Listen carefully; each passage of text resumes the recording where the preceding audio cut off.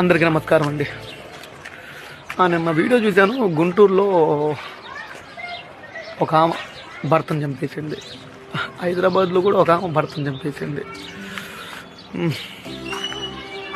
ఈ న్యూస్లో మన కంటిన్యూస్గా వెంటనే ఉన్న పోయిన సంవత్సరం నుంచి కొంతమంది యాక్సిడెంట్ వల్ల చనిపోతున్నారు చాలామంది.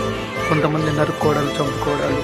ఏలూరులో మన జంగారెడ్డిగూడెంలో వివేక్ అనే వ్యక్తి నలుగురిని ఆడవాళ్ళు మహిళని గొడ్డలతో నరికేశారు. సమాజం ఎక్కడికి వెళ్ళిపోతుంది? మనిషి అనేవాడు ఎలా ఆలోచిస్తున్నాడు? ఇంకోటి, కుక్కలు పెంచుకుంటున్నారా ఏ ఇంట్లో చూసినా కానీ.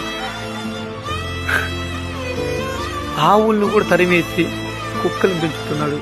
సమాజం ఎక్కడికి వెళ్ళిపోతుంది? ఏమైపోతున్నాం? ఇలానే నా జీవితం ఉండేది. చదువుకున్న వాళ్ళు కూడా ఇలానే ఆలోచిస్తున్నారు.